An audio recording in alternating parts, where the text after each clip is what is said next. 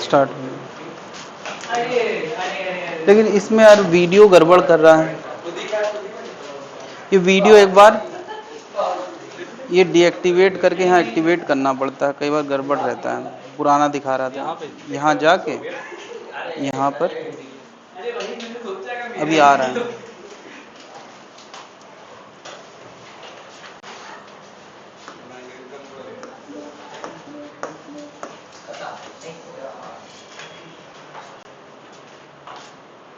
तो इससे पहले दो टॉपिक हम लोगों ने पढ़े हैं। उनका मेन मकसद क्या था कि गिवन मैग्नेटिक फील्ड में अगर कोई चार्ज मूव कर रहा है तो उस पर क्या लगता है, मैग्नेटिक फोर्स लगता है। क्या फार्मूला था, QVB sin थीटा। फिर हम लोगों ने एक करंट कैरिंग वायर पे अगर L लेंथ का वायर है तो उस पर क्या लगता है, फोर्स लगता है। कितना लगता है, ILB sin थीटा। फिर हम लोगों ने देखा कि अगर एक कॉइल मैग्नेटिक फील्ड में रखी है तो उस पर क्या लगता है, टॉर्क लगता है, that is NIAB sin theta या μB sin थीटा। लेकिन पूरे डिस्कशन में हम लोगों ने ये बात नहीं की कि मैग्नेटिक फील्ड आई कहां से। तो इस टॉपिक से हम लोग बात करने वाले हैं कि मैग्नेटिक फील्ड का सोर्स क्या है। तो ऐसा देखा बायो सेवर्ट ने, बल्कि उसका मैथमेटिकल फार्मूला दिया। देखा और लोगों ने भी होगा कि अगर कहीं करंट फ्लो कर रहा है तो उसके आसपास क्या पाया जाता है, मैग्नेटिज्म पाया जाता है। तो बायो सेवर्ट ने पहली बार उसका मैथमेटिकल फार्मूला दिया। तो उन्होंने क्या ऑब्जर्वेशन किए, उनके ऑब्जर्वेशन से हम लोग आगे बढ़ेंगे। उन्होंने क्या ऑब्जर्व किया कि जैसे ये करंट कैरिंग छोटा सा सेगमेंट है, इतना सा करंट कैरिंग वायर है। तो अगर हम इस वायर आई के करंट कैरिंग वायर के सामने कोई P पॉइंट देखते हैं, इस करंट का P पॉइंट पे कोई मैग्नेटिक फील्ड असर नहीं देखा जाता है, यानी मैग्नेटिक फील्ड असर वायर की लेंथ के लॉन्ग नहीं होता है। लेकिन अगर मैं कहता हूं वायर ऐसा है, ये वायर है, इसमें आई का करंट है, तो इसके परपेंडिकुलर डायरेक्शन में P पॉइंट पे यानी R दूरी पे किसी P पॉइंट पे मैग्नेटिक फील्ड देखा जाएगा। अगर मैं R पॉइंट इतनी दूरी, ये तिरछी दूरी ले लेता हूं, यानी यार इतनी ही दूरी मैं यहां ले लेता हूं, तो क्या यहां मैग्नेटिक फील्ड होगी? तो जवाब है इस लाइन को छोड़ दिया जाए, इसके सामने वाली लाइन को छोड़ दिया जाए तो हर जगह मैग्नेटिक फील्ड देखी जाती है। यानी यार सेम डिस्टेंस पे अगर कोई 90 डिग्री पे मैग्नेटिक फील्ड देखता है, सेम डिस्टेंस पे किसी और एंगल पे मैग्नेटिक फील्ड देखता है, तो सबसे ज्यादा मैग्नेटिक फील्ड कहां पाई जाती है, 90 डिग्री पे। ऐसा उसने ऑब्जर्व किया कि एक वायर है, उस वायर से किसी थीटा के एंगल पे R दूरी पे या किसी परपेंडिकुलर दूरी पे R दूरी पे, दो जगहों पे अगर कोई मैग्नेटिक फील्ड पता करता है तो 90 डिग्री वाले केस में मैग्नेटिक फील्ड सबसे ज्यादा होती है। ऐसा उसने ऑब्जर्व किया। तो अब यार इसका एक मैथमेटिकल फॉर्मूला उसने बताया कि अगर कोई छोटा सा करंट कैरिंग सेगमेंट है, मान लिया ये करंट कैरिंग सेगमेंट है, और इस करंट कैरिंग सेगमेंट की वजह से किसी P पॉइंट पे हमें मैग्नेटिक फील्ड बताना है, ये P पॉइंट है जहां हमें मैग्नेटिक फील्ड बताना है। किसकी वजह से बताना है, इस करंट कैरिंग वायर की वजह से। तो बायो सेवर्ट ने कहा कि हम इस वायर को, एक वायर को यानी DL लेंथ के या किसी L लेंथ के वायर को एक हटा के उसकी जगह दो लेंथ वेक्टर बनाने वाले हैं। अगर ये DL लेंथ का वेक्टर है, ओके, मान लिया ये DL लेंथ का वेक्टर है, इसकी लेंथ है DL, DL मतलब छोटा सा लेंथ DL है इसका। तो इस DL को हम दो वेक्टर पे तोड़ने वाले हैं। एक इस लाइन ज्वाइनिंग के अलोंग, जिस पॉइंट पे हमें लाना है उसकी लाइन ज्वाइनिंग के अलोंग हमने इसका एक कंपोनेंट किया है, और एक कंपोनेंट, हमेशा कंपोनेंट किसी एक चीज के दो रेक्टेंगुलर कंपोनेंट जब हम बनाते हैं तो वो आपस में 90 डिग्री पे होते हैं। तो मैंने यार एक कंपोनेंट ऐसा बनाया है, देख रहे हैं, इस DL की छुट्टी करके एक कंपोनेंट ये बनाया है और इस DL की छुट्टी करके एक ये कंपोनेंट बनाया है।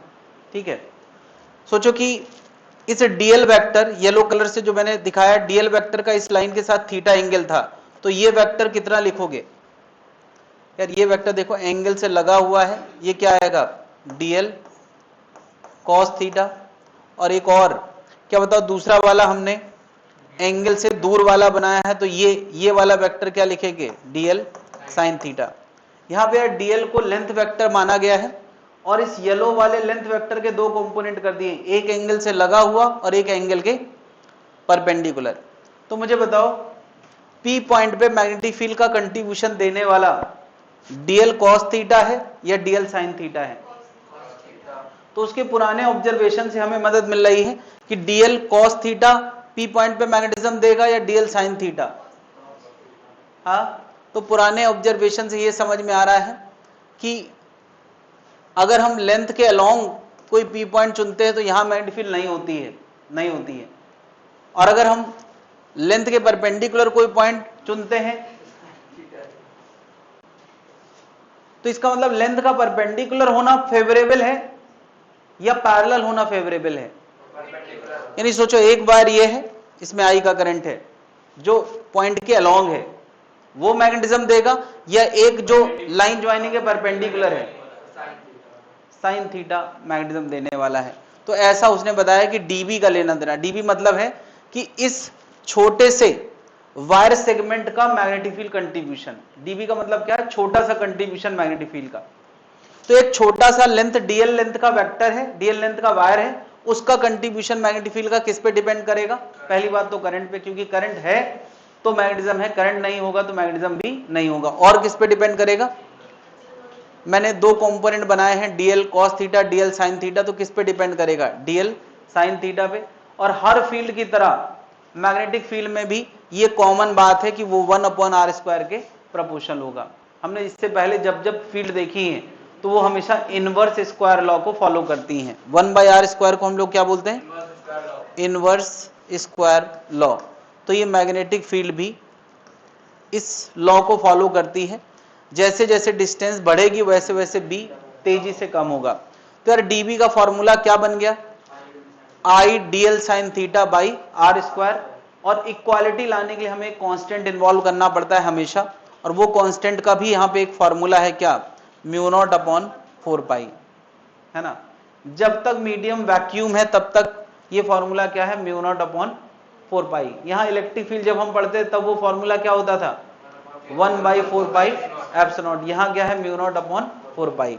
तो ये dB का फॉर्मूला किसने दिया है? बायो सेवर्ट ने। अच्छा, यहाँ μ0 की अपनी एक वैल्यू है, वो वैल्यू हमें क्या है? μ0/4π की वैल्यू है 10⁻⁷। तो μ0 की वैल्यू कितनी हो जाएगी? 4π × 10⁻⁷। ऑब्वियसली यार इसकी कुछ ना कुछ यूनिट है जो हम लोगों ने डायमेंशन एनालिसिस में देख रखी है, अभी मैं उस पर बात नहीं करना चाह रहा हूँ, ठीक है। ये वैल्यूज हमें याद रखना है। तो ये बायो सेवर्ट का नियम हमें याद रखना है।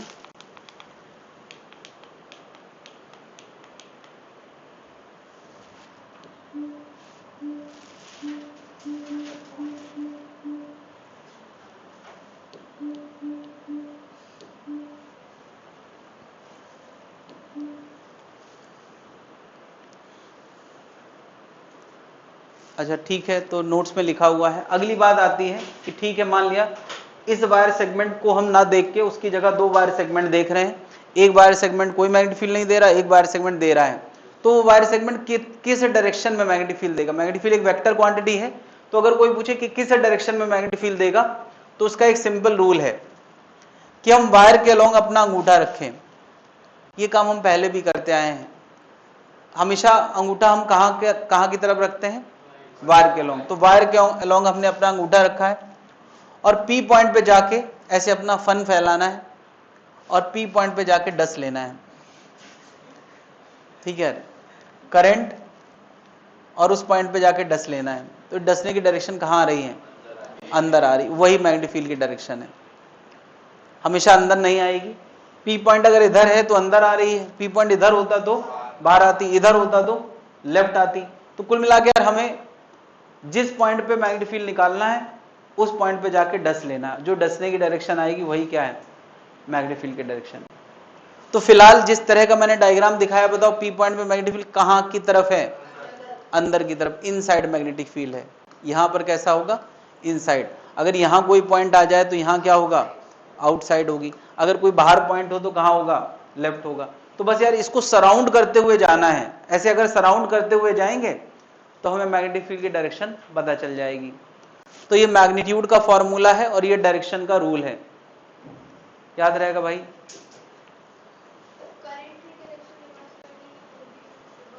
क्यों? अभी मैंने अंगूठा अपना करंट के अलॉन्ग रखा है, अगर करंट की डायरेक्शन रिवर्स करेंगे तो आंसर भी, डायरेक्शन भी रिवर्स आएगी। मान लिया मैं करंट ऐसे रखता हूं नीचे, तो पी पॉइंट पे कहां आएगा? बाहर। बात क्लियर है आसान? ठीक। तो बायो सेवर्ट ने बस इतनी सी बात बताई है। पहली बात की along the wire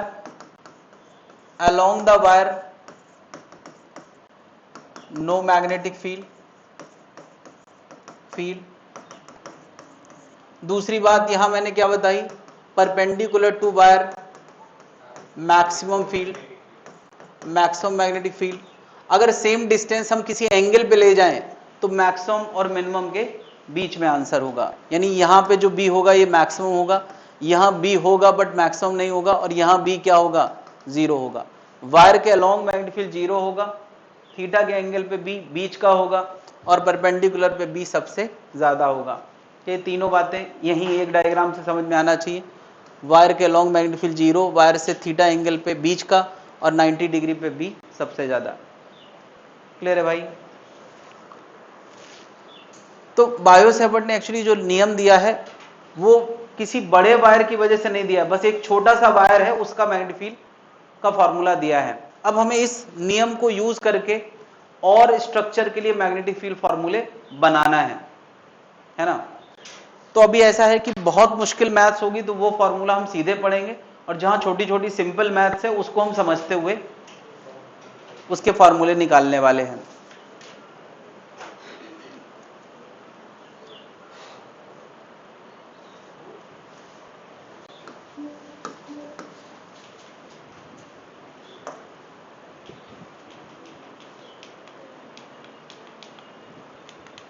ओके, एक चीज और यहां रह गई है। मैंने अभी अभी बताया कि मैग्नेटिक फील्ड की डायरेक्शन निकालने का ये एक तरीका है, ये एक तरीका है। जब भी कोई वेक्टर क्वांटिटी हम लोग डिफाइन करते हैं तो कोशिश करते हैं कि उसको वेक्टर फॉर्म में डिफाइन करें, और जब भी वेक्टर फॉर्म में हम डिफाइन करते हैं तो डायरेक्शन वो अपने आप जस्टिफाइड हो जाती है। तो इसी चीज को, इसी फॉर्मूले को हम वेक्टर में डिफाइन करना चाह रहे हैं। ठीक है, यहां देखो जरा, डीएल साइन थीटा नजर आ रहा है। हमें जब भी दो वेक्टर क्वांटिटी और उनके बीच के एंगल का साइन दिखता है तो हम उसको हमेशा कैसे डिफाइन करते हैं? क्रॉस में। तो यहां पे एक वेक्टर क्वांटिटी डीएल है, और थीटा किसके किसके बीच का एंगल है? बता, थीटा किसके किसके बीच का एंगल है? तो theta angle between DL vector and R vector. नहीं, डीएल वेक्टर करंट के लॉन्ग ही बोला जाता है, करंट वेक्टर क्वांटिटी नहीं है ना। तो डीएल वेक्टर हमेशा कहां बोला जाएगा? करंट के लॉन्ग। और ये क्या है? रेडियस वेक्टर, थीटा उन्हीं के बीच का एंगल है। तो अब यार यहां पर एक ही वेक्टर क्वांटिटी है, डीएल आर नजर नहीं आ रहा है, तो हम एक काम कर सकते हैं, आर से ऊपर और आर से नीचे मल्टीप्लाई कर दें। तो अब देखो जरा, ये डीएल आर साइन थीटा दिखने लगा, और जब भी हमें A B sine theta type का लुक दिखता है तो हम उसको कैसे डिफाइन कर देते हैं? क्रॉस प्रोडक्ट से। यानी हम इसको क्या लिखने वाले हैं? आई डीएल क्रॉस आर। ये आई डीएल क्रॉस आर, और क्या नीचे आर स्क्वायर और एक आर मिलके क्या बन गया? आर क्यूब बन गया। ठीक है, अभी अभी हम लोगों ने जो डायरेक्शन मैग्नेटिक फील्ड की जस्टिफाई करी है, क्या वो क्रॉस रूल से भी जस्टिफाई हो रही है? मैंने कहा क्रॉस रूल हमेशा फॉर्मूले में, अगर क्रॉस प्रोडक्ट देख लो तो तुम डायरेक्शन का एक और तरीका जानते हो। तरीका वो क्या था? वो हमने शुरू से अब तक एक ही पढ़ा है। क्या?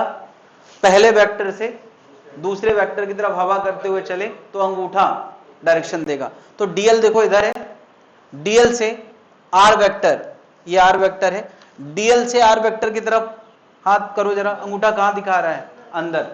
तो यार क्रॉस वाले रूल से भी हम मैग्नेटिक फील्ड के डायरेक्शन जस्टिफाई कर पा रहे हैं, और दूसरा ये डसने वाले रूल से भी मैग्नेटिक फील्ड की डायरेक्शन जस्टिफाई कर पा रहे हैं। दो रूल हैं जिससे हम मैग्नेटिक फील्ड की डायरेक्शन, ये वेक्टर लुक वाला फॉर्मूला भी हमें रटना है। इसका एप्लीकेशन बस यही है कि शायद कभी फॉर्मूला ही पूछ लिया जाए, इसीलिए ये फॉर्मूला दिया गया है, इसका और कोई यूज नहीं है। क्लियर है भाई?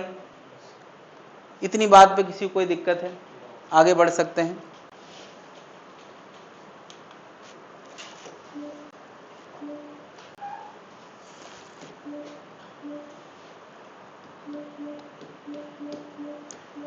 एक करंट कैरिंग कंप्लीट सर्किल है और इस कंप्लीट सर्किल की वजह से हमें सेंटर पे मैग्नेटिक फील्ड निकालना है।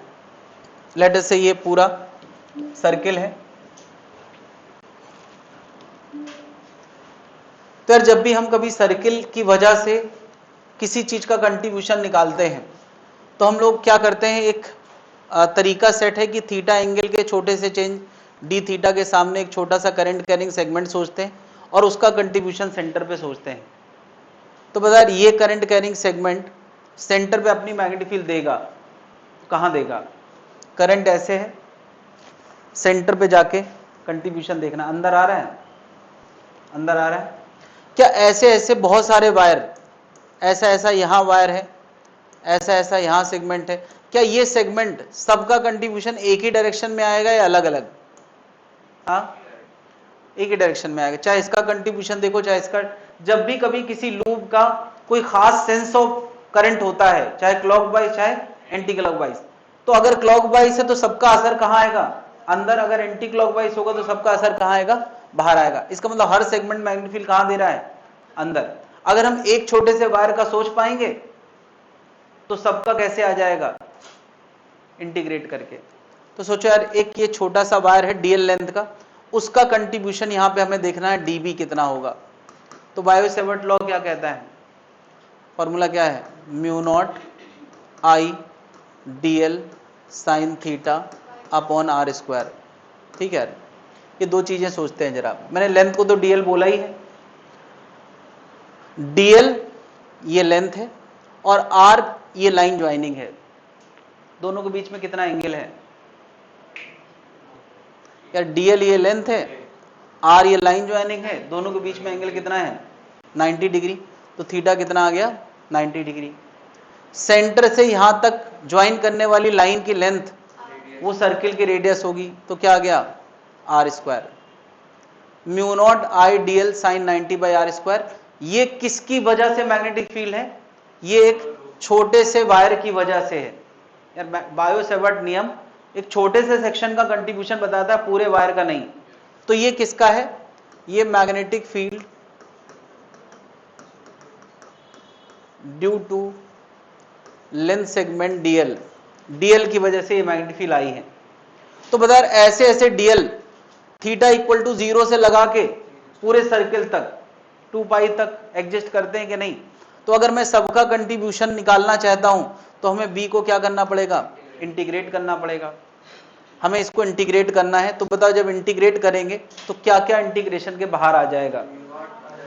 क्या म्यू नॉट, एक मिनट, म्यू नॉट अपॉन 4 पाई भी तो था, म्यू नॉट अपॉन 4 पाई बाहर आ जाएगा, ये तो कांस्टेंट था। आई बाहर आ जाएगा। क्या बताओ हर डीएल के लिए, हर डीएल के लिए आर सेम है या अलग अलग है? हर डीएल के लिए अगर आर सेम है तो आर स्क्वायर बाहर आ जाएगा, अंदर क्या बचा? डीएल।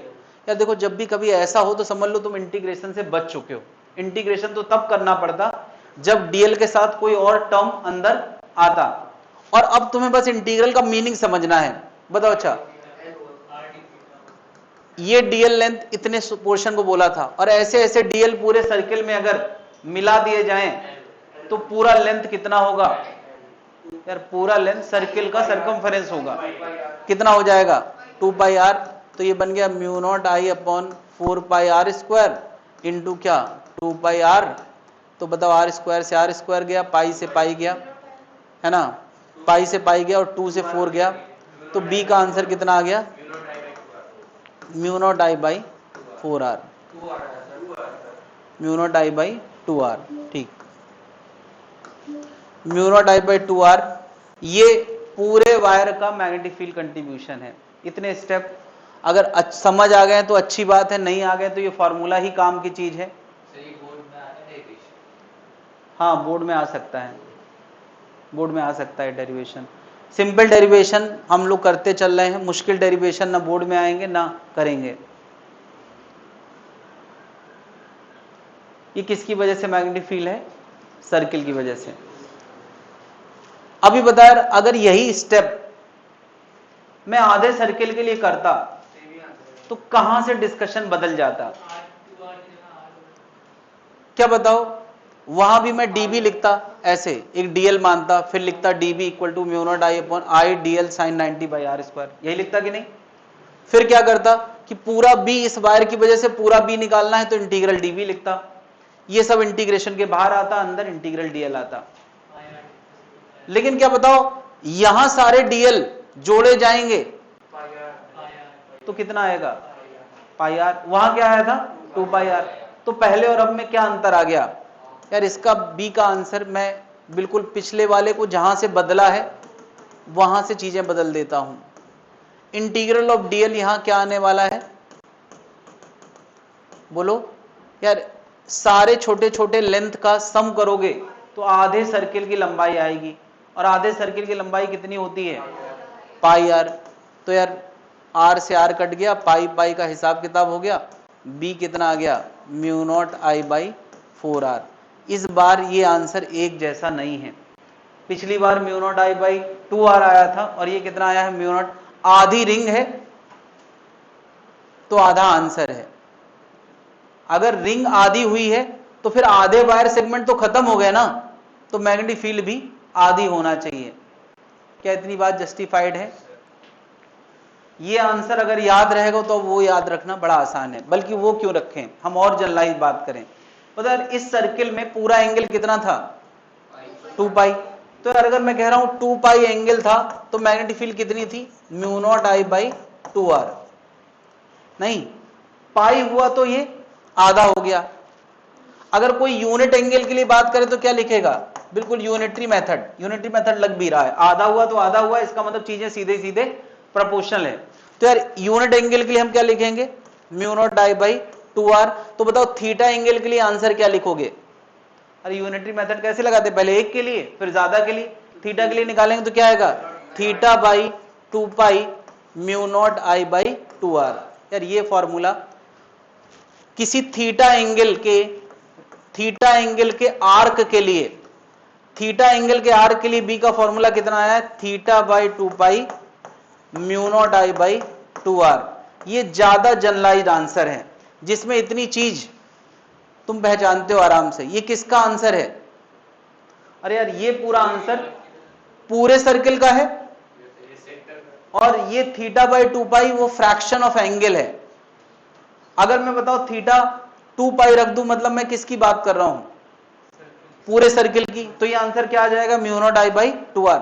अगर मैं θ पाई रख दूं तो मतलब मैं किसकी बात कर रहा हूं, आधे सर्किल की, तो ये आंसर क्या आएगा, हाफ म्यू नॉट I/2r। तो अगर θ π/2 रख दूंगा तो क्या अब ये किसी भी एंगल के लिए दे देगा। ये ज्यादा जनरल है या पिछले वाले ज्यादा जनरल थे, ये ज्यादा जनरल है, बट ज्यादा फेमस कौन है, सर्किल वाला ज्यादा फेमस है, इसीलिए मैंने सबको डब्बे में बंद किया है। हमें ये जरूर पता होना चाहिए, ये पता होगा तो पिछले सारे रिकवर हो जाएंगे। क्या इतनी बात क्लियर है।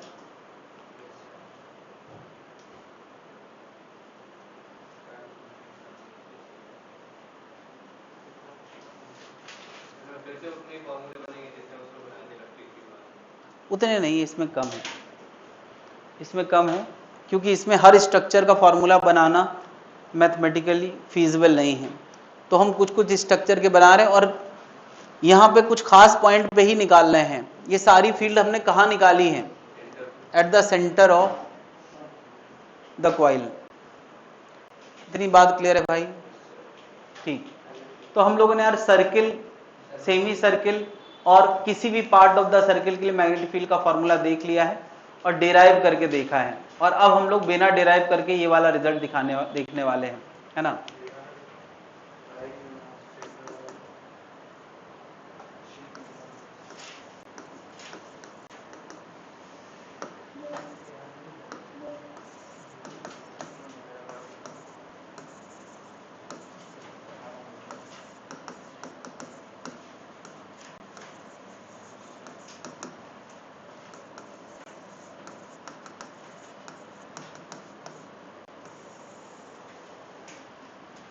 ये एक फाइनाइट करंट कैरिंग वायर है।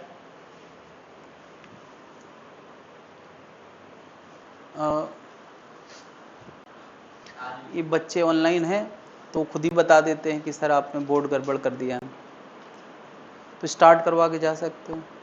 इस क्लास में बच्चा ऑनलाइन रहता है ना, तो बता देगा कि हाँ सर बोर्ड बदल गया है। ठीक,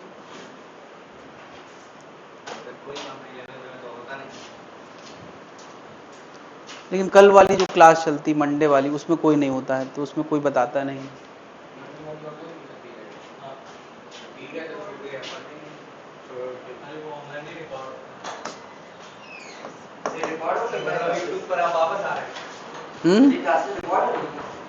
हाँ ये वाली हो रही, ये एंगल अल्फा है, ये एंगल बीटा है।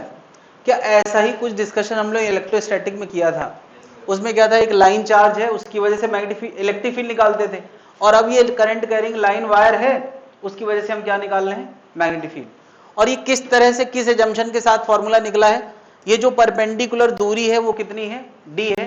जिस पॉइंट पे हम मैग्नेटिक फील्ड ला रहे हैं वो वायर से डी दूरी पे है, ये दूरी परपेंडिकुलर है।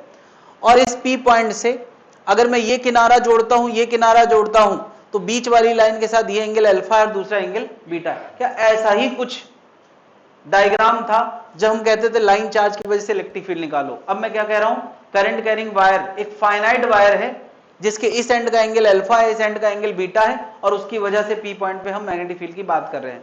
क्या फॉर्मूला है, ये फॉर्मूला है। क्या वहां भी ऐसा ही कुछ फॉर्मूला था, याद है इलेक्ट्रोस्टैटिक का, के लैम्डा बाई, नहीं, के lambda by D sine alpha plus sine beta था, के लैम्डा बाई डी।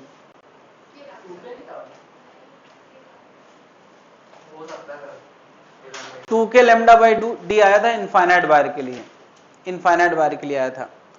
तो यार यहां भी देखो sine alpha plus sine beta है, और यहां भी देखो यार mu naught I by 4 pi d है, mu naught I by 4 pi d है। क्या ये फॉर्मूला आप याद रख पाओगे? अरे देखो, के लैम्डा बाई डी था, तो के की जगह यहां क्या है, म्यू नॉट बाई 4 पाई, और लैम्डा की जगह क्या है, आई। डी वहां भी था, डी यहां भी, बड़े आराम से याद रखा जा सकता है, sign alpha plus sine beta. ये क्या याद रहेगा?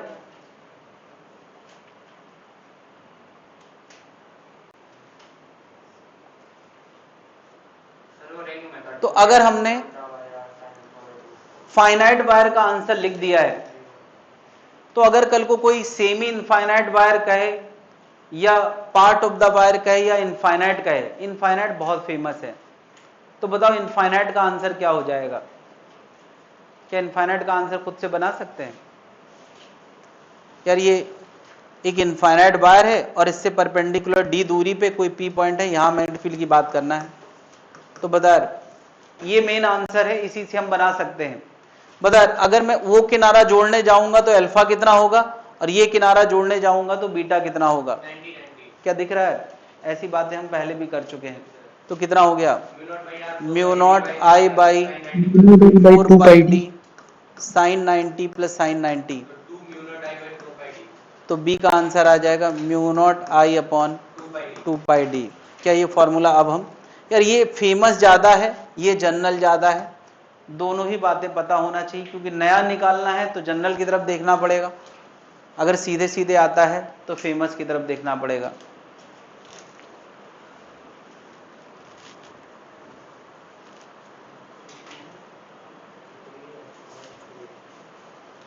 हाँ अगले अगले लाइन में लिखा है ये इनफाइनाइट वाला, अगले पेज पे इनफाइनाइट बार बना है तो लिख लो। Due to straight infinite infinite infinite current carrying wire,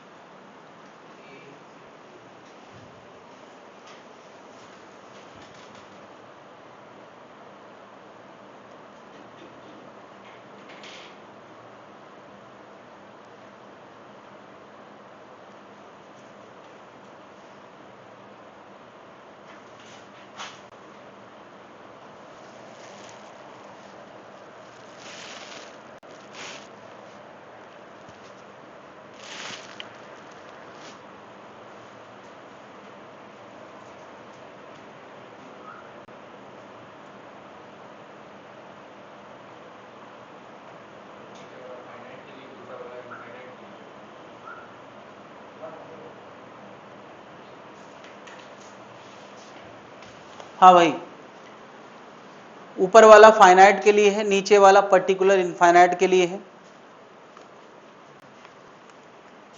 इसके अलावा हम लोगों को एक करंट कैरिंग वायर की वजह से उसकी एक्सिस पे मैग्नेटिक फील्ड का फॉर्मूला देखना है। सेमी इनफाइनाइट का बना सकते हैं, मतलब एक एंड का एंगल अल्फा दिया है और एक का क्या दिया है, एक का क्या हो जाएगा, अगर ये सेमी इनफाइनाइट है तो इसका कि दूसरा किनारा हमको नहीं पता है, तो ये वाला एंगल पता है कितना हो जाएगा, कहाँ दिया सेमी इनफाइनाइट, लिखा हुआ है, बना नहीं। हाँ, तो सोचो यार, अगर एक एंड अल्फा हमें पता हो, यानी ये किनारा पता हो और ये किनारा ना पता हो, तो दूसरा एंगल क्या हो जाएगा 90, क्या उसका नहीं लिख पाओगे? सर इसका sign alpha plus 1 mu naught I by 4 pi D. बस भाई, एक अल्फा रखने को है, बीटा रखने को, बीटा की जगह 90 रखना है, तो बी कितना हो जाएगा, mu naught I upon 4 pi D sine alpha plus sine 90। अब कोई भी एंगल हो यार, उसके लिए निकाल लोगे, अल्फा कुछ भी हो। अच्छा, बता सकते हो यार कि मैग्नेटिक फील्ड कहां की तरफ आएगी, डायरेक्शन कहां होगी? पी पॉइंट पे हमें निकालना है, इस पॉइंट पे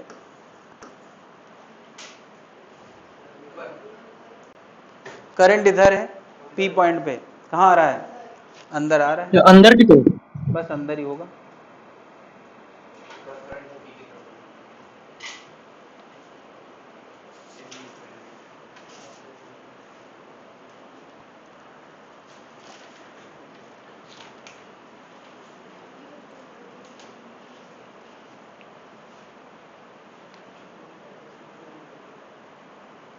स्पीड बढ़ाने के लिए और कॉन्फिडेंस गेन करने के लिए क्या किसी को दूसरी किताबों की जरूरत महसूस हो रही है?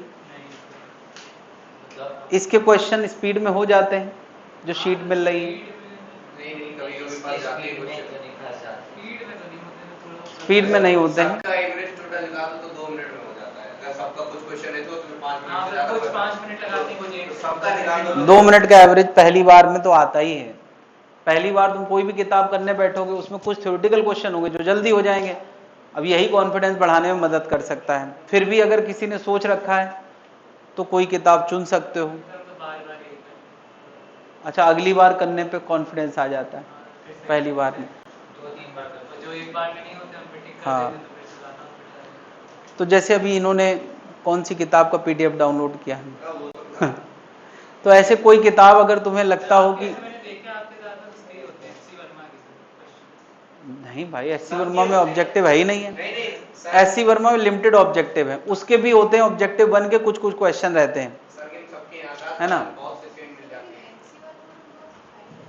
एससी वर्मा के बहुत हाई लेवल वाले हटा दिए हैं, जो काम के हैं वही वही डाले गए। इसमें हर जगह से उठा के रखे गए, मतलब कोई ये नहीं है कि एक ही किताब के हैं। इसमें कोशिश की गई हर टाइप के क्वेश्चन कवर हो जाएं कम से कम। अब कुछ किताबों में क्या होता है कि एक टाइप का बहुत सारे क्वेश्चन होते हैं, और कुछ जैसे इसमें है कि हो सकता है कुछ टाइप के क्वेश्चन एक ही एक मिले, कुछ टाइप के 2 मिले, और कुछ किताबें ऐसी होती हैं जिसमें एक ही टाइप के 10-10 क्वेश्चन होते हैं। तो अगर कॉन्फिडेंस सही में गेन करना है, जैसे याद करो जब हम स्कूल की किताबें या बोर्ड पढ़ते थे 9th-10th में, तो क्या होता था कि एक बार तुमने एफ एस कॉस थीटा पे वर्कडन वाला फॉर्मूला निकाल लिया तो मजा नहीं आया, 2 बार और मिलेगा आगे जाके, तो थोड़ी देर में कॉन्फिडेंस आ जाता था। नहीं, बचपन में ऐसा होता था कि नहीं?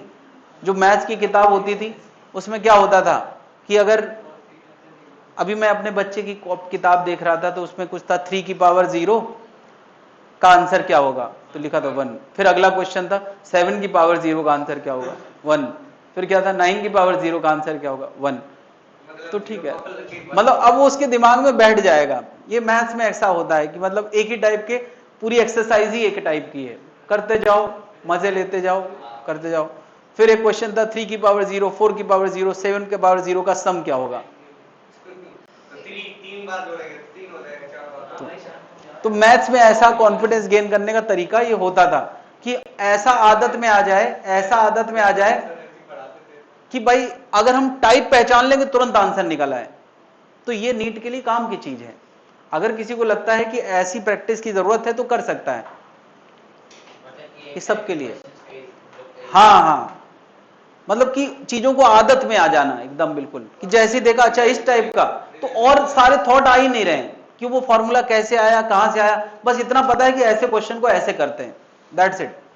हम इस मुद्रा में भी आ सकते हैं, नीट के लिए ये भी चलता है, ये भी कोई गलत प्रैक्टिस नहीं है, लेकिन इसके लिए बस एक ही चीज है कि तुम अपने टाइम को क्या मैनेज कर पाओगे।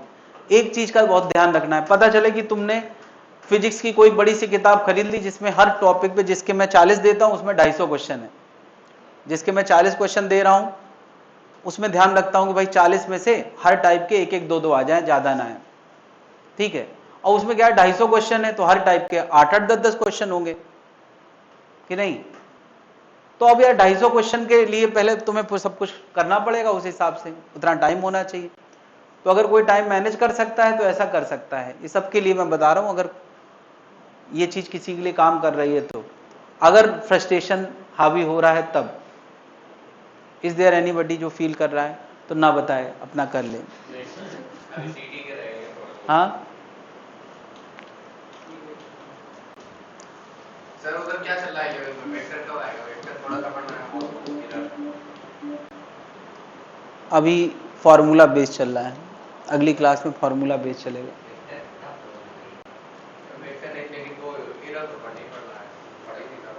किसी कहने पे मत जाओ, जो लग रहा है पढ़ना है वो पढ़ना है। हो सकता है किसी को एक बार पढ़ने में आ जाए, हो सकता है 2 बार पढ़ना पड़े। तो यार हाँ ठीक, एक करंट कैरिंग सर्कुलर लूप है, ये बीच में कुछ नहीं इमेजिन करना, बस ये करंट कैरिंग सर्कुलर लूप है और इस लूप की एक्सिस से P पॉइंट पर, जो कि x दूरी पर है, P पॉइंट पर हमें मैग्नेटिक फील्ड निकालना है। तो यार इसकी मैग्नेटिक फील्ड कैसे डिराइव होती है, क्या विजुअलाइजेशन है, वो थोड़ा मुश्किल काम है लेकिन असंभव काम नहीं है ना। हम लोग क्या करते हैं कि एक रेफरेंस लाइन से थीटा एंगल के छोटे से चेंज डी थीटा पे एक छोटा सा वायर सेगमेंट सोचते हैं और उस वायर सेगमेंट से एक लाइन खींचते हैं। अच्छा बताओ, ऐसा वायर है, ऐसा लूप है और मैंने इस लूप से जो ये लाइन खींची है, तो ये लाइन इस लूप के साथ कितने डिग्री पे है, 90 डिग्री पे। ये लाइन में चाहे ऐसे रखूं चाहे ऐसे रखूं चाहे ऐसे, क्योंकि हमारा लूप ऐसी सरकमफेरेंस का है तो वो एंगल 90 ही रहेगा। किसी को ये साइड में नजर ना आ रहा हो तो मैं बता दूं, ये लूप और ये लेंथ आपस में कितने डिग्री पे है, 90 डिग्री पे है। तो बता इस लूप में करंट देखा जाए तो इनगोइंग है, इनगोइंग है, उसका कंट्रीब्यूशन P पे कुछ ऐसा आएगा।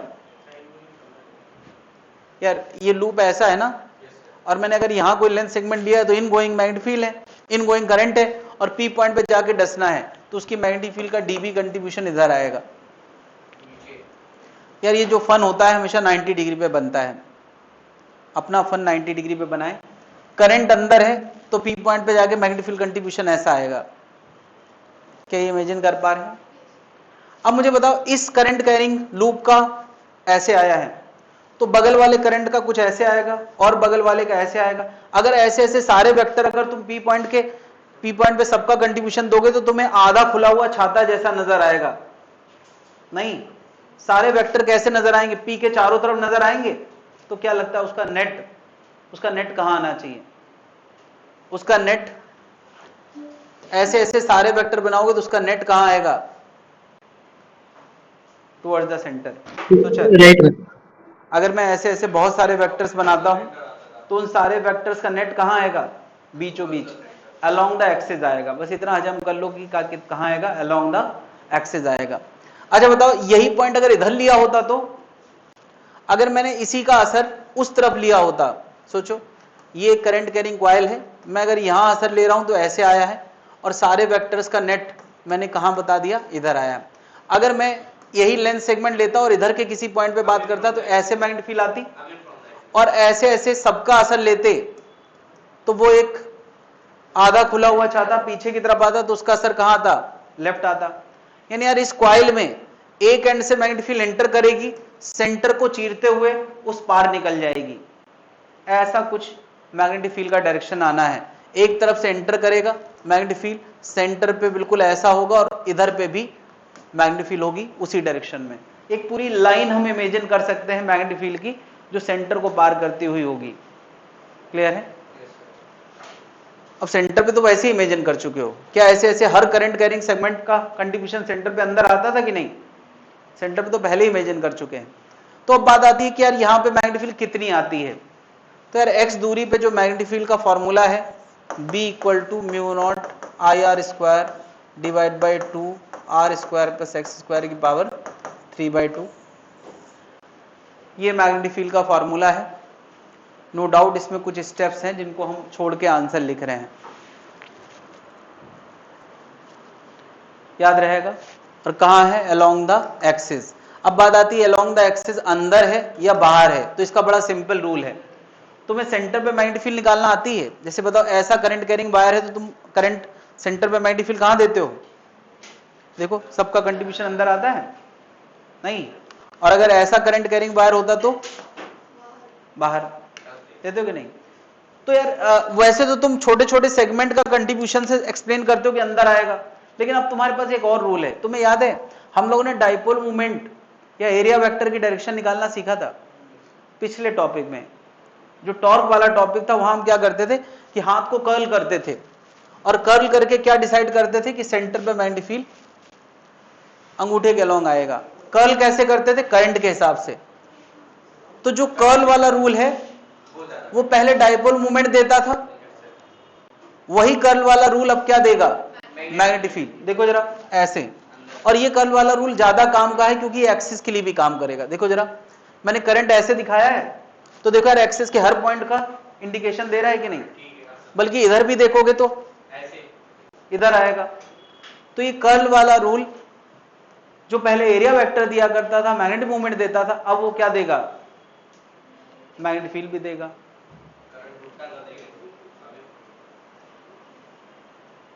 क्लियर है? ये बैटरी तुम लोगों को डिस्चार्ज हो गई क्या टेस्ट में? फॉर्मूला तो यही रहेगा, अगर करंट आपने इस साइड आते हुए मान लिया तो डायरेक्ट हो गई, करंट इस साइड आते हुए मान लिया तो इस साइड हो जाएगा। अब बैटरी डाउन लग रही है, आधे घंटे और हिम्मत बनाए रखो, उसके बाद आदत बन जाएगी। ये क्लियर है भाई? कम से कम एक सेक्शन तो पूरा हो जाए जब शुरू हुआ है। नहीं अभी और बचा, इसमें है नहीं, आगे है। इसके बाद एक और चैप्टर है सर इसी टाइप। ये क्लियर है भाई? मैग्नेटिज्म इससे खतरनाक है इलेक्ट्रोमैग्नेटिक इंडक्शन। हाँ इलेक्ट्रोमैग्नेटिक इंडक्शन के बाद कुछ सिंपल है। अच्छा अच्छा, atomic structure sir, modern physics थोड़ा अच्छा कह सकते हो। चलो मैंने यार अभी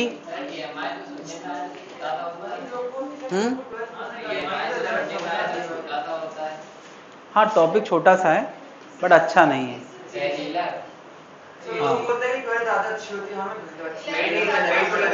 एक के ऊपर एक डिपेंड है इसमें सब तो, लेकिन हाँ प्रॉब्लमेटिक ऐसा है जैसा यही है।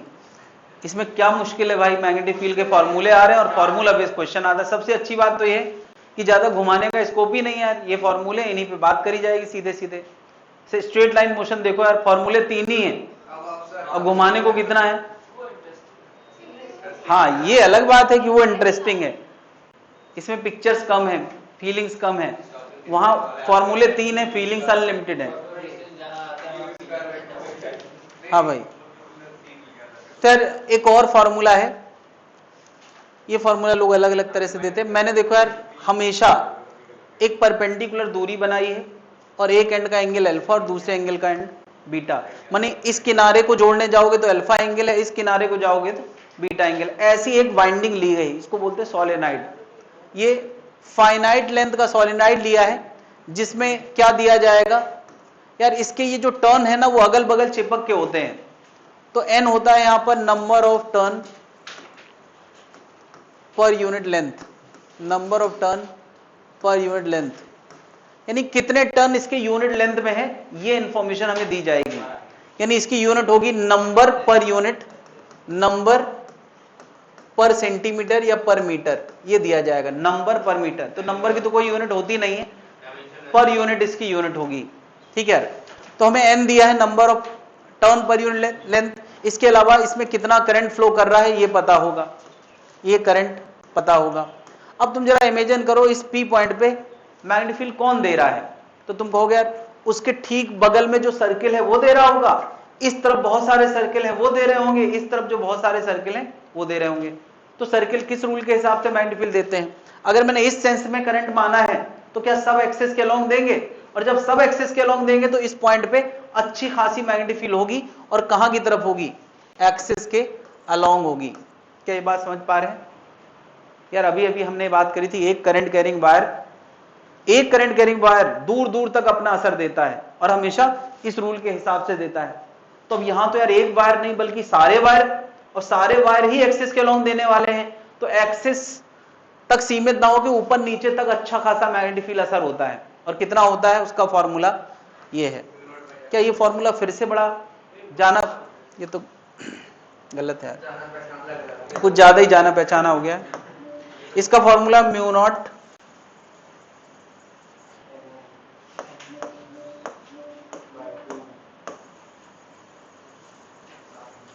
ये कुछ ज्यादा जाना पहचाना हो गया, मैंने कॉपी पेस्ट वहीं से कर दिया है। इसका फॉर्मूला है mu naught ni/2 sign alpha plus sine beta. Mu naught ni/2 sign alpha plus sine beta. ये अगले पेज पे है, ये एक्सरसाइज के पलटे जरा अगले पेज पे। हाँ यहाँ पे, ये यहीं पे कहीं होगा। हाँ और आगे हाँ यहाँ दिया है। ये किस सोलेनाइड का आंसर आ गया? फाइनाइट सोलेनाइड का आ गया। क्या दिया है?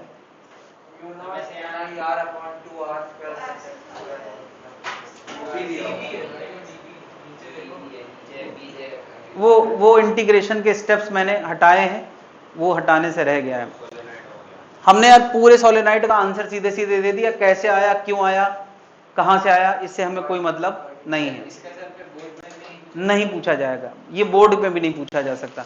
एक बार मैं क्वाइल ऑफ ये जो अभी एक्सिस में निकाला था वो मान सकता हूं बोर्ड वाले दे सकते हैं, ये तो कदापि नहीं दे सकते हैं, कदापि मतलब कभी नहीं। ये लिखा है ना mu naught ni/2 sign alpha plus sine beta, जहां पे n क्या है? n क्या है? Number of turn per unit length. I क्या है? सबको पता है, करंट। और म्यू नॉट क्या है? वो जो कांस्टेंट पहले इन्वॉल्व हुआ था। ये म्यू नॉट इसको बोलते हैं परमेबिलिटी। क्या बोलते हैं? परमेबिलिटी। जैसे वहां हम क्या बोलते थे? परमिटिविटी। इसका नाम क्या है? अभी यार नाम से मतलब नहीं, इसके नाम पे हम कभी चर्चा करेंगे डिटेल में। तो सोचो यार अगर ये सोलेनाइड फाइनाइट है तो ये आंसर है, इनफाइनाइट हो जाए तो क्या होगा तुम नहीं बता सकते। ये तो अब फैशन बन गया है कि इनफाइनाइट के बाद हम इनफाइनाइट की बात करते हैं, है ना।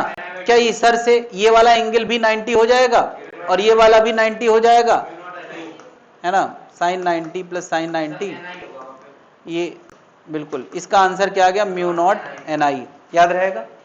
अच्छा अगर कोई कह दे कि ये सेमी इनफाइनाइट है, मतलब एक किनारा पता नहीं कहां तक गया है मगर एक किनारा नजर आ रहा है, एक किनारा नजर आ रहा है, मतलब हम एकदम कोने पे हैं, इनफाइनाइट के कोने पे हैं, तो बताओ अल्फा कितना, बीटा कितना? अल्फा तो 0 हो गया यार अगर मैं एकदम कोने पे हूं तो अल्फा क्या हो गया? 0, और बीटा कितना हो गया? 90। तो बता इस सोलेनाइड के कॉर्नर पे कितना बी आएगा? Mu naught ni/2 sine 0 plus sine 90। तो किनारे पे कितना आएगा? Mu naught ni/2। कहां से आया? सब कुछ वहीं से आया, है ना। अब कोई पूछे यार मिडिल और किनारे में रेशियो क्या होगा, तो बता दोगे यार ये फैशन में चल रहा है, ये तो क्या हो जाएगा यार। अच्छा यार इनफाइनाइट सोलेनाइड जब बोला जाता है तो ये हर चीज मिडिल मानी जा सकती है, क्योंकि ना इसके तरफ कोई किनारा है ना उस तरफ कोई किनारा है, तो सबका आंसर म्यू नॉट ni ले लेते हैं। और कुछ रह गया? हाँ अभी और रह गया। 3:30 बजे तक क्लास चलेगी एज ऑलवेज। हाँ क्यों, आज कुछ खास? सैटरडे को सबकी बैटरी डिस्चार्ज हो जाती है ना। वीकेंड आ रहा है। हाँ तो अब तो संडे को सोना है, लेकिन ये सब होता है वर्किंग लोगों के लिए। स्टूडेंट की लाइफ में संडे का इंतजार इसलिए होना चाहिए कि यार जितना कुछ बैकलॉग हुआ है पूरे साल पूरे हफ्ते का वो दूर करना है। ये तो हम जैसे लोगों के लिए है कि भाई हफ्ते भर काम कर लिया, अब एक दिन नहीं करना है। हालांकि मैं करता हूं, ये वाले काम नहीं दूसरे करना पड़ते हैं। अरे घर पे और भी काम होते हैं ना भाई मैरिड लोगों के।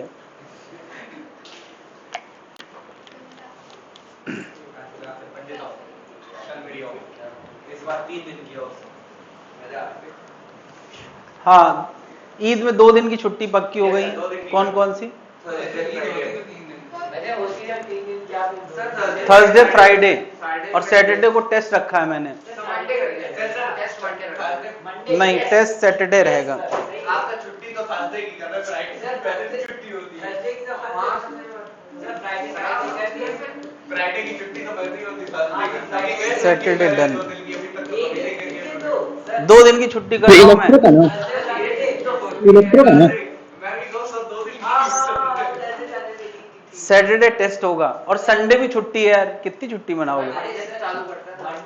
एक दिन दिया, 3 दिन मिल गई तुम लोगों को। हाँ भाई, इतने स्ट्रक्चर हैं जिनकी मैग्नेटिक फील्ड अभी अभी हमने निकाली है।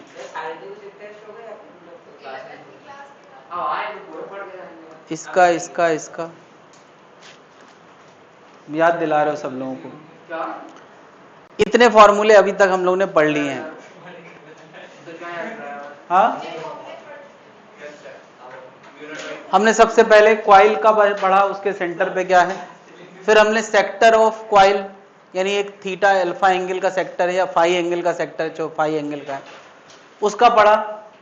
और सेक्टर का जान गए तो ज्यादा जनरल तो ये है, क्या इससे हम इसका भी निकाल सकते हैं, आधे सर्किल का, क्वार्टर सर्किल का, सबका निकाल सकते हैं। फिर रिंग की एक्सिस का फॉर्मूला पढ़ा, फिर फाइनाइट वायर का, उसी की मदद से किसका लाए, इनफाइनाइट का, और फिर किसका लाए, सोलेनाइड का, और फिर इनफाइनाइट सोलेनाइड का। एंगल है, जैसे यहाँ अल्फा ले लें। इतने फॉर्मूले हमें हर हाल में पता होना चाहिए। अब हम इनके कॉम्बिनेशन से कुछ और बातें कर सकते हैं। यानी ये बेसिक फॉर्मूले हैं, ये मतलब वो ऐसी बातें हैं कि इनका कारण ना भी पता हो, लेकिन रात में सोते जगा के कोई पूछे तो तुम इनके आंसर बताओ और फिर सो जाओ, इस कदर तुम्हें ये आंसर। हाँ,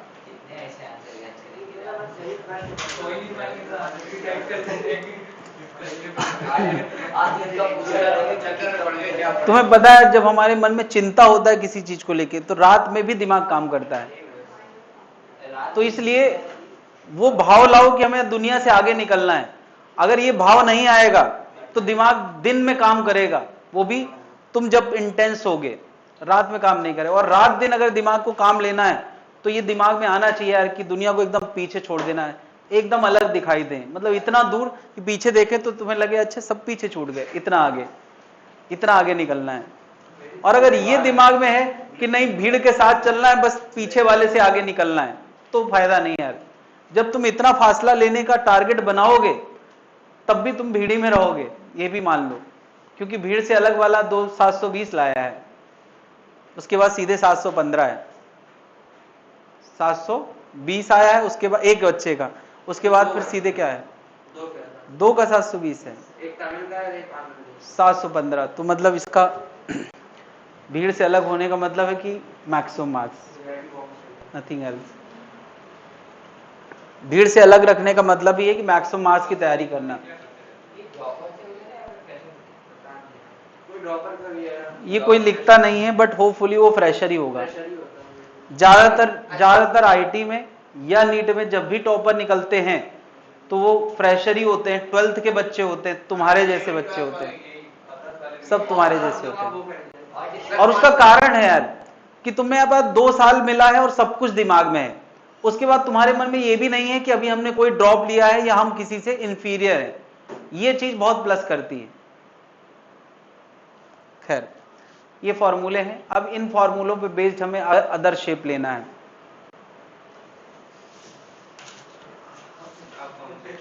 अदर नए स्ट्रक्चर बनाना है इनकी मदद से।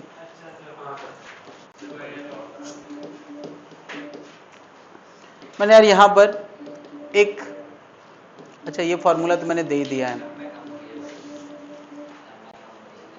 सब तो आ चुके ना यार।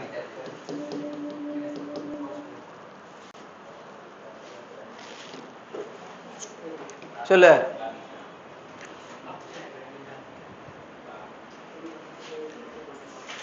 ये एक आधा सर्किल है, सेंटर पे मैग्नेटिक फील्ड क्या होगी? ये एक स्ट्रेट वायर है, यहां से r दूरी पे O पे मैग्नेटिक फील्ड क्या होगी? जब ये दो कर लोगे, हाँ बिल्कुल, यहाँ कितना होगा? बस यही, शुरू में तो एक आध क्वेश्चन ऐसे देना पड़ेंगे ताकि तुम एंट्री कर जाओ, है कि नहीं? दूसरे का क्या? ये इनफाइनाइट कहाँ है भाई? इस किनारे पे गारंटी नहीं है, लेकिन ये किनारा तो नजर आ रहा है।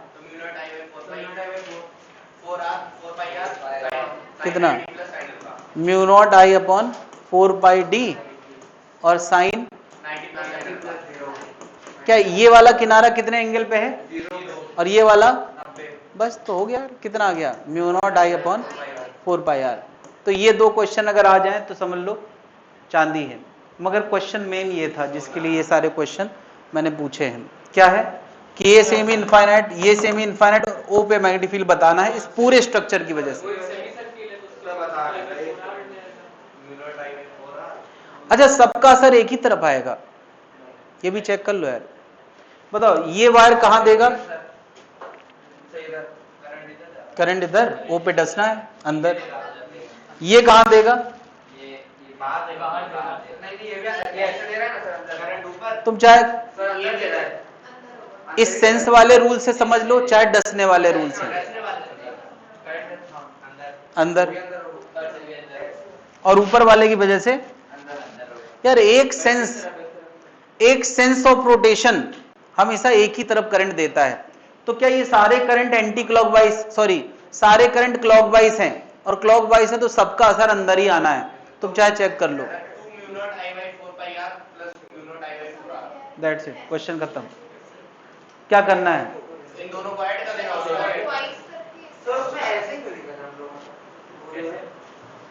करंट उल्टा सीधा ऐसे, हाँ ऐसे, तो ओ पॉइंट तक तो पहुंचना है, तुम ऊपर किसका निकाल रहे हो? जिस पॉइंट पे निकालना है वहां पॉइंट डसना भी तो है।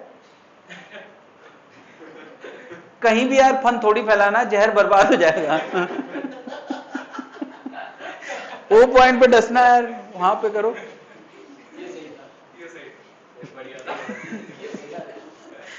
तो बता यार ओ पे कितनी मैग्नेटिक फील्ड आएगी इन दोनों की वजह से? तो यार इसका डबल, यानी इसका double mu naught I by 4πr का डबल प्लस एक आधा सर्किल है, बस ये आंसर होगा। कोई दिक्कत है भाई लोग? तो बताओ कौन सा ये टॉपिक कौन सा मुश्किल टॉपिक लग रहा है, किसको मुश्किल लग रहा है? और मजा लेना है तो अगला क्वेश्चन करके दिखाएं।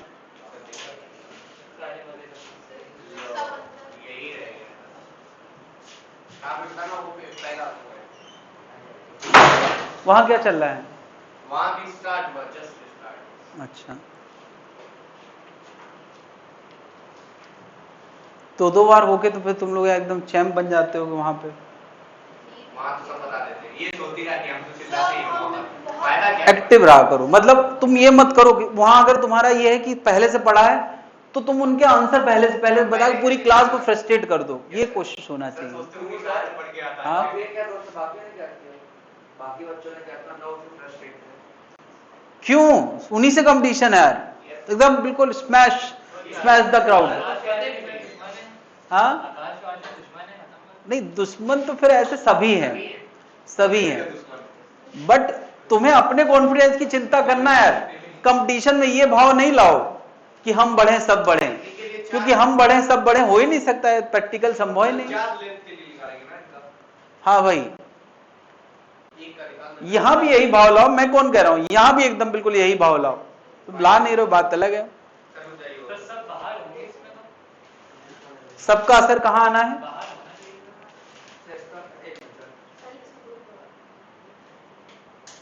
देखो एक बात मैं बता दूं कि अगर तुम्हें लूप दिख गया है और सब सेम सेंस में करंट है तो एक ही सेंस आएगा, और उसके लिए जरूरी नहीं है कि तुम वो इंडिविजुअल वाला रूल लगाओ। तुम यार इंडिविजुअल का रूल लगाओगे तो भी सबका बाहर आ रहा है, और तुम ये सेंस वाला रूल लगाओ तो भी कहां आ रहा है। तो ये भी रूल लगा सकते हो जो तुमने एरिया वेक्टर का रूल पढ़ा है उससे भी बाहर आ रहा है, तो ये तय हो गया कि बाहर आ रहा है। अब मुद्दा है कितना आ रहा है। जिसका आ गया है अपना फैसला मुझे दिखाए, फिर मैं बताऊं कि कहां गलत किया है। 4 बार ये ऐड करने हाँ गलत है। और कोई फैसला लेना है तो सही सही ले।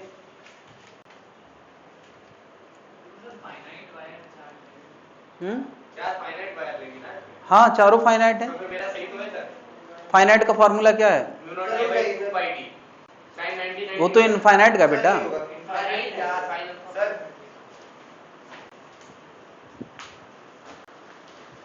ये होगा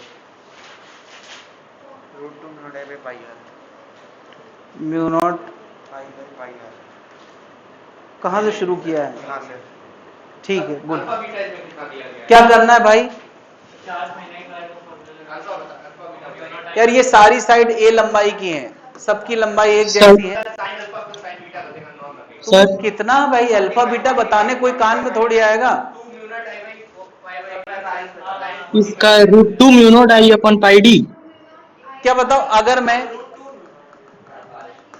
अच्छा डी कितना लिया है तुमने? r√2 हैं r√2 r by √2 ये क्या है? r से ये आएगा r√2 by 2। चलो यार मैं कह रहा हूं ये एक वायर है, एक वायर से पहले तो बताओ ये दूरी, दूरी हमेशा परपेंडिकुलर लेते हैं, दूरी कितनी है? अरे भाई अगर ये पूरी दूरी a है तो ये कितनी है? a/2। दूरी की जगह a/2 लेना है। बताओ अल्फा कितना बीटा कितना? 45 क्या दिख नहीं रहा है यार? ये 45 45 होगा, एक स्क्वायर है तो ये बराबर एंगल तो होंगे। तो बी का आंसर कितना आ गया? Mu naught I by 4 pi D. D की जगह तुरंत क्या लिख दो? a/2 sign 45 plus sign 45। और ऐसे ऐसे कितने वायर हैं? 4। तो इनटू क्या करना है? 4। ये आंसर है यार, एक लाइन में।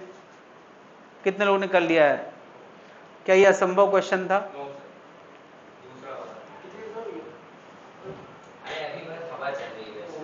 सर ये सेकंड क्या कहना था सर? हाँ क्या?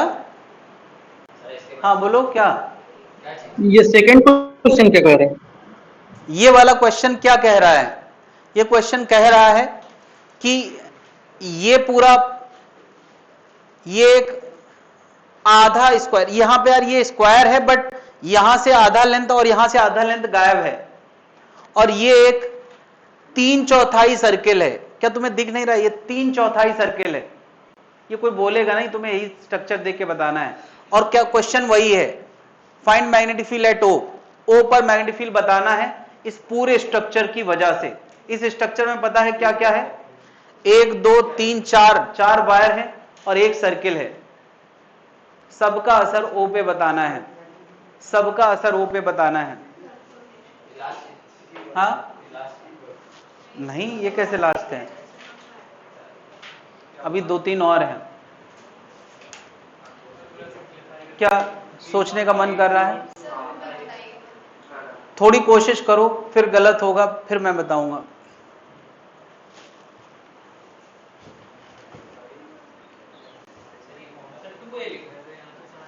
हाँ ये सारी साइड 2a लेंथ की है।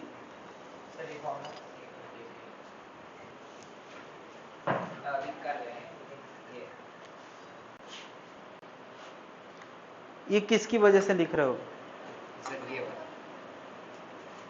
3π/2/2π था और ये म्यू नॉट आई अपॉन, अच्छा 2 तुमने यहाँ कर दिया है।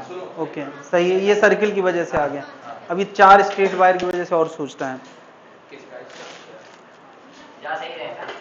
हाँ सही जा रहे हैं। ये और अच्छा बताओ, इसकी वजह से ओ पे निकालना है, इसकी वजह से भी ओ पे निकालना है, तो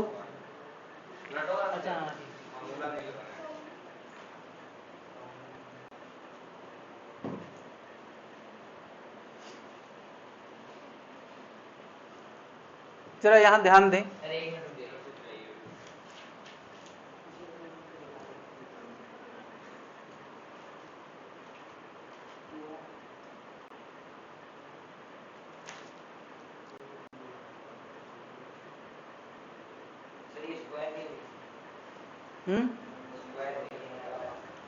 अच्छा, ये एक बात ध्यान देना भाई, हमने स्क्वायर की वजह से उसके सेंटर पे नहीं पूछा है, इस स्क्वायर की वजह से एकदम कॉर्नर पे पूछा है, ये तो अलग ही डिस्कशन हो गया।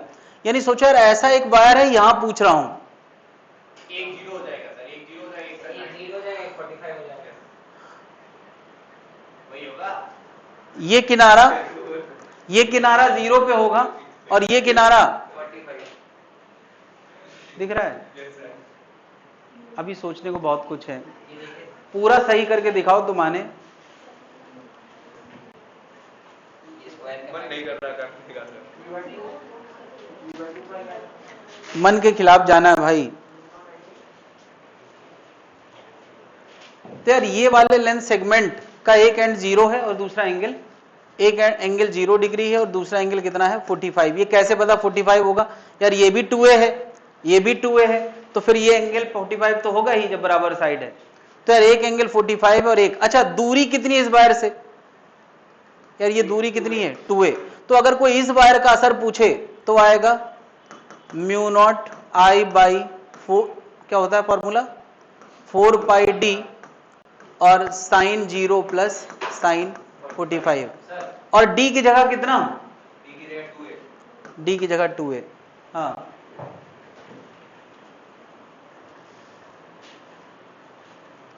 ऐसे ऐसे 2 और ऐसा 1 बस, और इन 2 का क्या?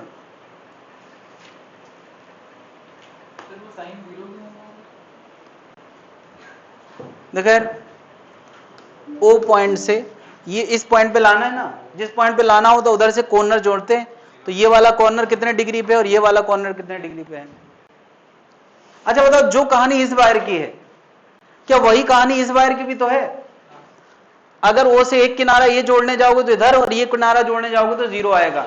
तो क्या इसका क्या करना है, 2 इंटू कर देना है, 2 का आ गया ये। अच्छा अभी और बचा है, ये टुकड़ा बचा है, इस टुकड़े का क्या?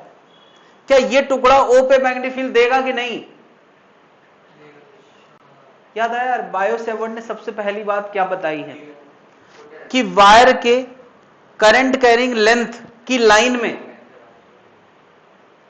में मैग्नेटिक फील्ड असर नहीं होता है। तो ना इसकी वजह से ओ पे मैग्नेटिक फील्ड आएगी, ना इसकी वजह से ओ पे मैग्नेटिक फील्ड असर आएगा। 2 तो खत्म हो गए, 2 का देख ले। अब किसका बचा? सर्किल का। तो सर्किल कितने एंगल वाला है? अरे देखो यार, ये सर्किल 3π/2 वाला है, नहीं है? π/2 π/2 π/2 कितने एंगल का है? 3π/2। तो बता, ये स्ट्रेट वायर का आंसर आ गया, और सर्किल का क्या आ जाएगा? Mu naught I by 2r होता है पूरे का, और एंगल 2π नीचे रखते हैं और ऊपर क्या 3π/2। ये सर्किल का आ गया, दोनों को ऐड कर देंगे तो पे आ जाएगा। सर्किल का निकाल लिया था, हाँ सही निकाला। बता यार, ये सर्किल पूरे सर्किल से कितना कम है? यार ये बताओ, π/2 π/2 π/2 कितना हुआ? 3π/2, और ये π/2 वाला सर्किल पोर्शन है ही नहीं।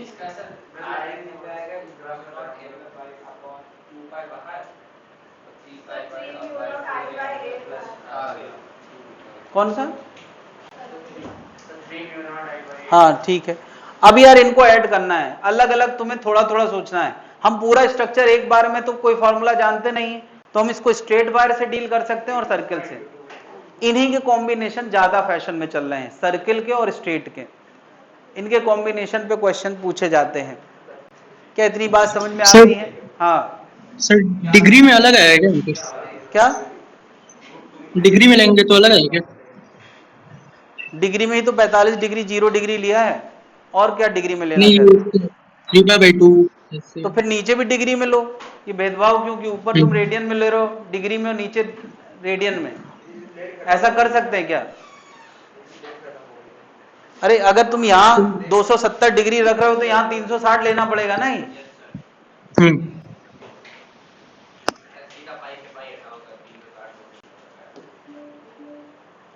चलो यार, जल्दी से बताएं। ये एक अनलिमिटेड वायर है जो ए पे खत्म हुआ है, बीच में ये सर्कुलर कंडक्टिंग वायर है, और फिर यहां से फिर से एक वायर शुरू हो गया जो अनलिमिटेड है। तो अगर यहां से आई करंट आया है तो क्या हुआ होगा इस सर्किल में यार, इस सर्किल में, हाँ, यहां I/2 गया होगा और यहां भी I/2 गया होगा, जो मिलके फिर से क्या हो गया होगा, आई। ऐसा एक सर्किट है, एक सर्किट है कि नहीं, यहां से आया, यहां डिवाइड हुआ।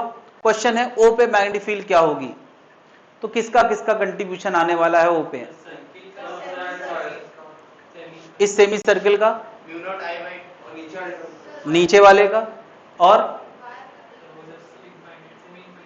सेमी इनफाइनाइट वायर का होगा या नहीं होगा।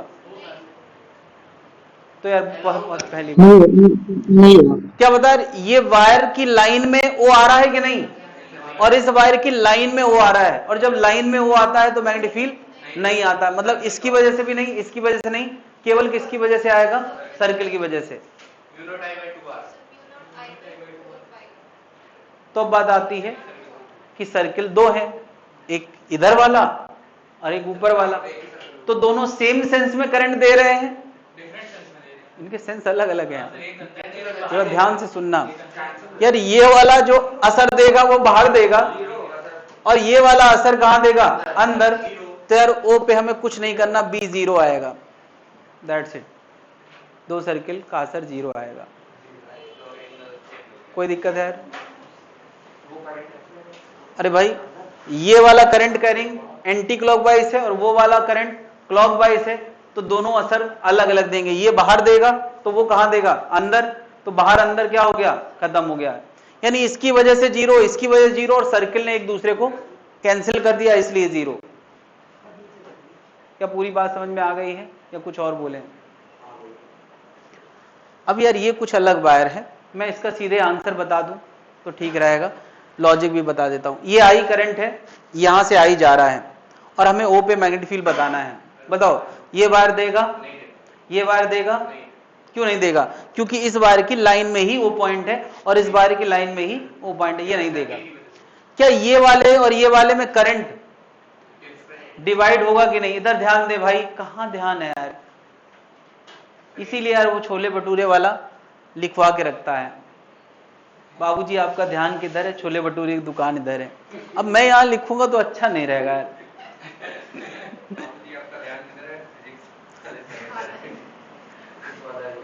हाँ, इधर ध्यान दें, आई का करंट आ रहा है, तो मुझे बताओ, एक ये सर्किल है, एक ये सर्किल है, दोनों में करंट I/2 जाएगा या अलग अलग जाएगा?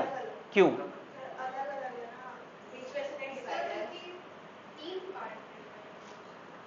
ये कुछ फाई एंगल है तो ये 2 पाई माइनस फाई है, एंगल तो हमें पता ही नहीं। अगर 120 कहता तब हम कहते, एंगल दिया ही नहीं है मेरा।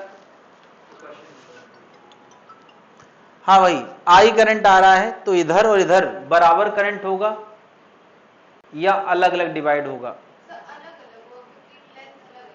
तो लेंथ से करंट का क्या ले देना? यस, वेरी गुड, यही मैं सुनना चाह रहा था। क्या बताओ, P और Q दो पॉइंट हैं, क्या अगर करंट फ्लो चल रहा है तो इसमें P और Q के अक्रॉस कोई वोल्टेज होगा?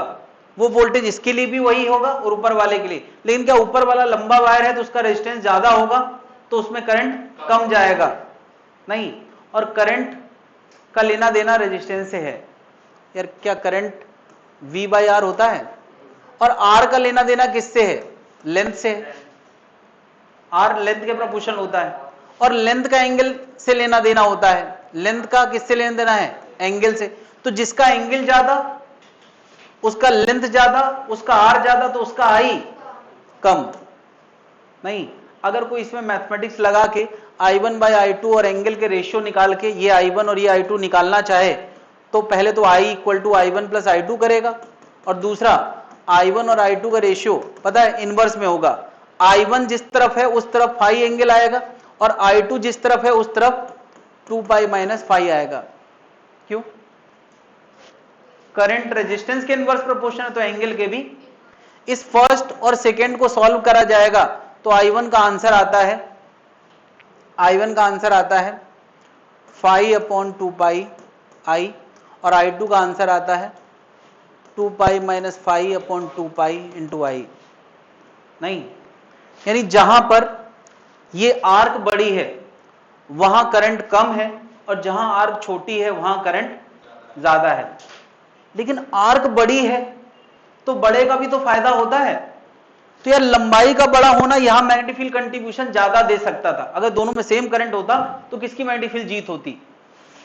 ऊपर वाले की जीत होती। अब यहां एक चीज है यार, इसकी लंबाई बड़ी है मगर करंट कम है, और इसकी लंबाई छोटी है इसलिए करंट कम है।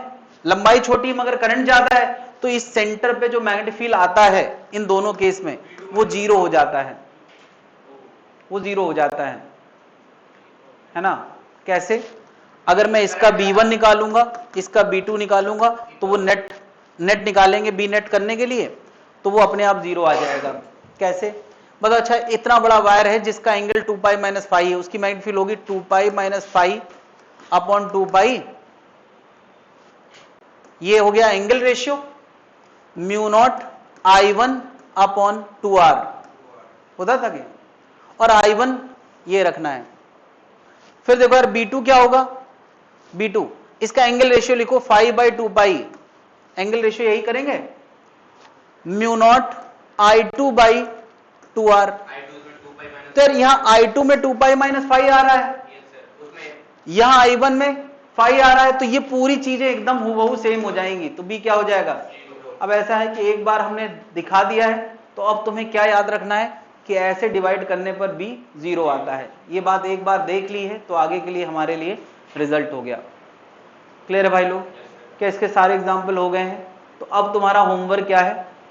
पीछे वाला सर जो छूट गया था, पीछे वाला कितना होमवर्क इकट्ठा कर लिया तुम लोगों ने। रुको, बहुत सारा होमवर्क हो गया यार आज, पूरे 40 क्वेश्चन तक इस टॉपिक के। कल मैंने मैथमेटिक्स के 30 क्वेश्चन लगाए, 2 घंटे चले गए, पता नहीं चला। कुछ नहीं तो होते नहीं है ना, आज तो आकाश वाले ना, इसी वाली जो शीट के जो। अच्छा, वही मैं सोचता हूँ कि यार अगर मेरी शीट में तुम लोगों को दिक्कत हो जाती है तो, या तुम्हें लगता है कि स्पीड नहीं बन पा रही है, तो आकाश वाले में स्पीड कैसे बनती होगी? उसमें तो कोई सीक्वेंस भी नहीं है, कोई टफ नहीं होता सर, आसान है। 11th में करे नहीं थे, 12th में तो सब आसान चल ही रहा है। 11th में करे होते तब तो मार्क्स 12th में क्या है सर, 11th ही तो कंप्लीट करना है। आकाश में तक केमिस्ट्री में से सबने सही तो है, ज्यादा टफ नहीं है सर। आपके में जेई मैथ के हमने सबसे क्वेश्चन पूछे, वो बता रहे याद ही नहीं है। हमने पूछ दिया कैपेसिटेंस वाला क्वेश्चन पूछ रहे। कौन सा? केवीएल ये वाला? अरे आपने अंदर से प्रैक्टिस क्वेश्चन कर रहा है, आ रहे सर। आपके टफ रहते हैं, आपके जेई मैथ्स के रहते हैं, उसमें इतने टफ नहीं होते। उसमें लेवल 2 में लिखा होता टफ है, तो उसके लगा उससे लग रहे हैं तो सही है, नहीं लग रहे तो लेवल 2 के ही पहले से लिखा, दुख नहीं होता उसमें।